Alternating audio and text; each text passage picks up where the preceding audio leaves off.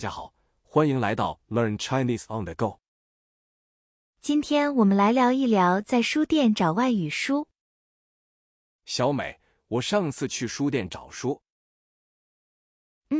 找到了你想要的吗？没，我看到一本特别的书。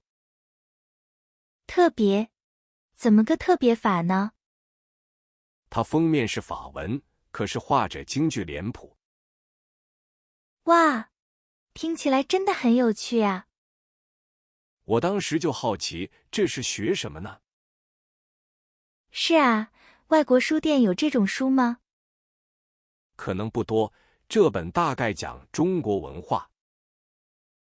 我觉得这是个很棒的创意。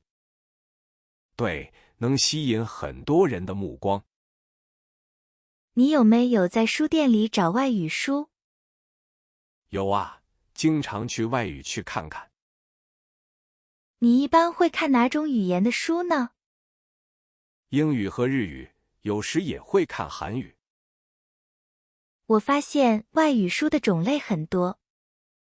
是啊，从小说到专业书都有。我特别喜欢看那些原版小说。原版小说确实是很好的选择。读起来感觉很不一样，对不对？是的，能直接感受当地的文化。还有外语杂志也很吸引我。杂志更新快，内容也比较新。你有没有买过那种词典呢？当然有，不过现在用的少了。是啊，以前觉得词典是宝藏。对，厚厚一本，很有成就感。那你现在还会在书店买外语书吗？会啊，那种翻阅的感觉很好。是不是因为实体书更有温度？也许吧，纸质书闻起来很香。我觉得书店的气氛也很重要。找书的过程本身就是一种乐趣。有时还会看到一些小众语言书。像德语、法语之类的。对啊，感觉它们特别神秘呢。他们通常在不太显眼的地方。我会好奇那些书是给谁看的。大概是小语种学习者或者研究者。他们的世界一定很有趣吧？肯定啊，通过语言看世界多好。有时外语书还会配插图呢。是的，特别是一些儿童读物。儿童读物也能学到很多单词。对，简单有趣，很有画面感。我觉得找外语书真是一种发现。没错，每次都有新惊喜等着你。就算不买，看看也觉得开心。哈哈，下次我们一起去淘书。好啊，看看还能找到什么宝藏。对，那里有各种各样的主题。比如那些关于异域风情的。是啊，每本都是一个新世界。我还见过用特殊字体印刷的。那些艺术设计感很强。它们让阅读体验更独特了。有些书甚至是用手稿复刻的。哇塞，那真的太有价值了。感觉像握着一份历史记录。我有次翻到一本古老字典。哦，是什么语言的呢？是拉丁文，虽然看不懂。但那种墨香就让人着迷。对，厚重的纸页很有故事感。我好奇，你有没有发现？发现什么？有些外语书的封面设计。怎么了？他们会非常直接地体现文化。没错，比如日文书的插画。或德文书那种严谨的排版。你觉得这是在吸引读者吗？我觉得更像是一种自我表达。语言就是这样，带点民族色彩。是啊，就像我们中国人爱红色。红色代表喜庆和好运吗？在我们的书里，红色也常见。那是文化底蕴的体现。比如书里提到福这个字，它常常被倒着贴，寓意福到。对，这就是语言里的文化密码。真是越看越有意思。我曾经试着读一本意大利语诗集，感觉如何？优美是优美，但有些词汇。是会遇到生僻的。就算查了词典，也总觉得少了点什么吧？对，就是那句子的韵味。可能是文化背景的不同。同样一个词，语境大不同。哎，这真是个挑战啊！所以，光看字面意思不够，要了解背后的风土人情。没错，这才是读懂的精髓。我在想，下次找书时，怎么？也许我们可以试试找一本，找什么？讲某个特定地域方言的。哇，那难度又升级了。哈哈，看看有没有这样的。那可真是小众中的小众。但肯定藏着更有趣的故事。说到方言，那里的发音。是啊，那里的发音差异更大。比如粤语的声调就很多。对，和普通话区别太大了。有时完全听不懂意思。词汇也常常不一样。还有表达习惯也独特。这对我们真是大挑战。我有次在广东旅行。那你遇到了什么呢？问路时就遇到了麻烦。是当地人讲粤语吗？是的，我听得一头雾水。哈哈，这样的情况很常见。还以为他们说我走错了。原来只是表达方式不同。后来才明白是方位词。这说明不仅是音调问题，更是文化深层的习惯。对，比如方言里的俗语，常常藏着地域特色呢。一个词背后就有故事。像北方人爱说上炕，南方人就没有这种说法。这反映了生活环境呀。居住方式都有所体现。语言真是生活的一面镜子。那可不，这太有意思了。像我们平时网上聊天。你说的是什么？会用很多网络流行语。那也算一种方言吗？哈哈，可以说是一种新的。但年轻人基本都能懂。如果外国人不了解的话，肯定就完全跟不上节奏了。你觉得这种新词汇的难点？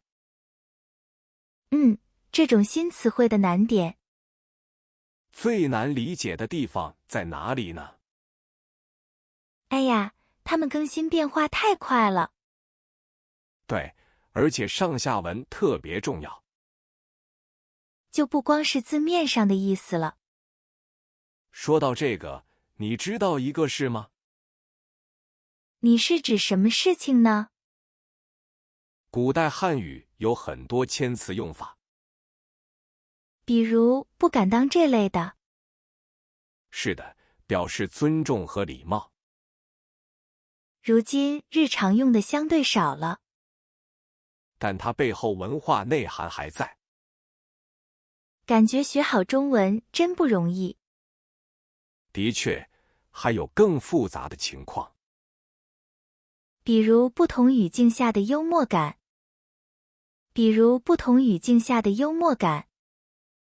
哦，你是指有些玩笑？对，换个场合就不好笑了。我有一次就闹过笑话。快说说，怎么回事？我在北方朋友家玩，然后呢？他们说吃了吗？我真饿了。你以为是邀请吃饭吗？对啊，结果只是问候语。哈哈，这真的太常见了。文化差异造成的误解。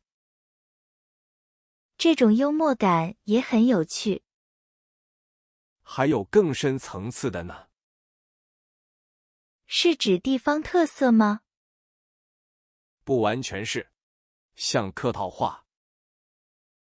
哦，表面和实际不一样。有时需要听出言外之意。这需要大量的实践。我觉得最难的是恭维，怎么个难法？既要真诚又要得体。说到得体，你发现了吗？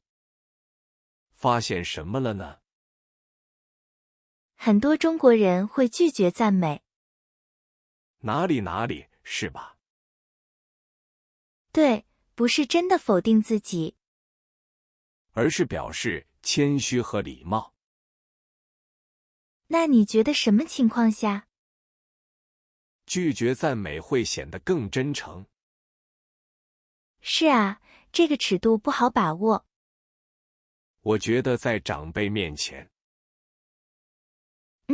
或者正式场合，对，要分清具体情况。我记得我第一次被人夸，你怎么回应的？我直接说了谢谢。结果呢？你朋友怎么说？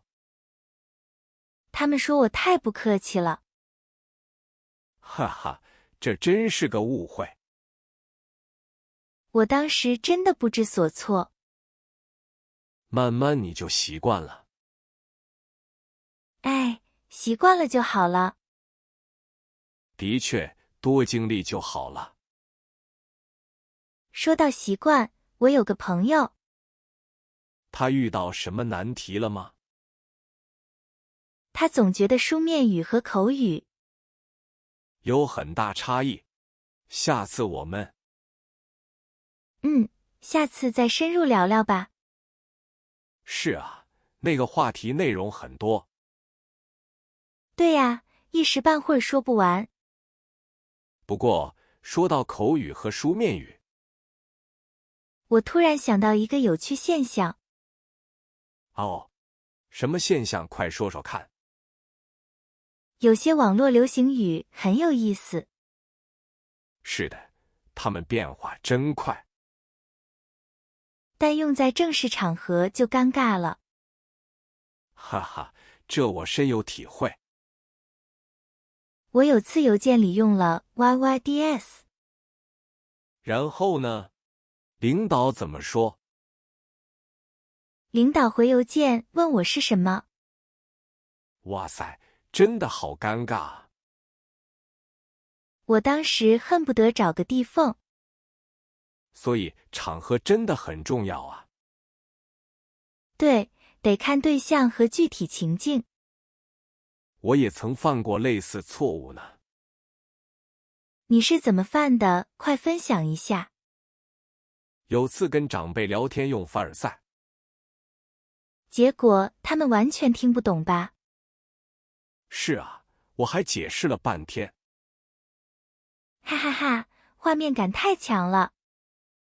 所以俚语要慎重使用。得注意表达的得体性。比如说 yyds 这词，你觉得它能用在何时呢？应该在很轻松的私人场合。对，跟很熟的朋友之间用。还有一点，不同文化背景，对词语理解也大不一样。就像哪里的谦虚。哦，外国人刚学时会困惑，以为你在否认他的夸奖呢。是的，以为你觉得他说错。其实这是一种客气表达。但直接说谢谢也很正常。毕竟文化融合在发生着。我觉得语言背后是文化。对，理解文化才能用好语言。我有个外国朋友就犯愁了。他犯了什么愁呢？是关于……他总说中文里语气词太多。哈哈，比如吧、那、呀。他觉得特别难掌握好。确实，语气词能改变意思。而且不同的语调也很关键。那可真是个大学问啊。对啊，有时一句是吧，就能表达出很多不同情绪。哎，说到这个，一个更复杂的需要细聊。一个更复杂的需要细聊。对啊，比如是吧和是吧。语气一变，意思就变了。还有哦，也能表示很多。哦，这样啊，和哦，完全不同。确实，要多听多感受。这需要很长时间积累。外国朋友常常犯愁呢。他们需要沉浸在语境里。是的，光听解释不够。语感真的非常重要。学习语言就是学文化。文化背景影响表达方式，尤其是一些习惯说法。那些真是活的语言啊。对，书上不一定都有。得在生活中慢慢体会。所以多交流很重要。找本地人多说话是关键。比如去书店逛逛，哈哈。看看他们在聊些什么。听听他们的语调和语气。这也是一种学习方式。更是融入当地生活。有时一个眼神就懂了。那就是心领神会的感觉。语言的魅力真是无穷。它承载着千言万语啊。细微之处都是大学问。没错，需要慢慢琢磨。感觉今天收获特别多。是啊，时间过得真快。我们今天聊得好尽兴。每次都有新的体会呢。这真是意犹未尽的感觉。今天我们深挖了语气和语调。这些真的是中文的精髓。感谢小美今天的精彩分享。也谢谢大明的独到见解。那么，亲爱的听众朋友们，你们在学习中文时，有没有遇到让你最头疼的语气词呢？欢迎大家在评论区告诉我们。也可以分享你们的有趣故事。或者你们是怎么攻克他们的？下次我们接着聊聊，在不同地区，人们是如何用语言表达情感的？比如方言里的独特魅力。希望大家喜欢本期节目哦。我们下期再见了，拜拜。